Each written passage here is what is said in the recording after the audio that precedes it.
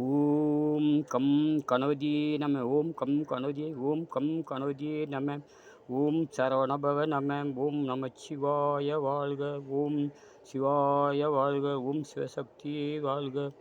ஓம் அடியேன் சிவனை நினைத்து சொல்கிற காரியம் உண்மையிலே நடக்கிறது. இது சத்தியமான உண்மை.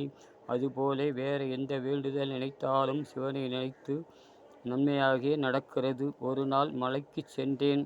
அங்கோ செடி மரம் கொடி அனைத்தும் நன்றாக வாடிக்கொண்டிருந்தது.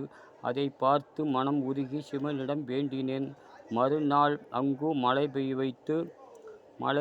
வைத்து மரங்களையும் செடிகளையும் கொடிகளையும் காப்பாற்றினார் சிவன்.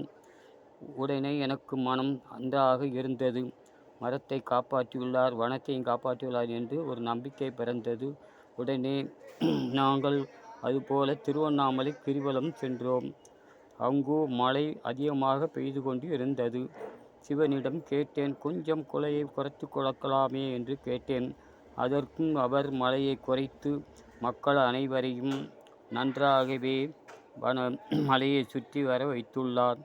சிவன் என்ன வரம் கேட்டாலும் அப்படியே கொடுப்பார்.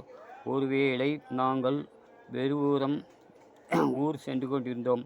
அப்போது பார்த்தீர்களானால் வெயில் அதிகமாக நின்றது. சிவனே, இந்த வெயிலை கொஞ்சம் குறைத்து கொடுத்தால் நன்றாக இருக்கும் என்று வேண்டினேன். அதற்கும் என் சிவன் அதை கொஞ்சம் வெயிலை குறைத்து தந்தார். நன்றாகவே ஊர் சென்று திரும்பினோம். மனம் உருகி வேண்டினால் சிவன் அனைத்தையும் நமக்கு கொடுப்பார். இதில் எந்த சந்தேகமும் இல்லை. நன்றாகவே தருவார்.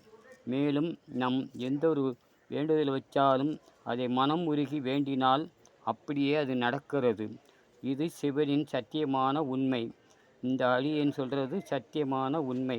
இந்த அடியேன் உங்களுக்கு எந்த சந்தேகம் இருந்தாலும் என்னை கேட்கலாம். அதே மாதிரி நான் அனைத்து மக்களும் கேட்குவது, சிவனை மனம் உருக வேண்டுங்கள்.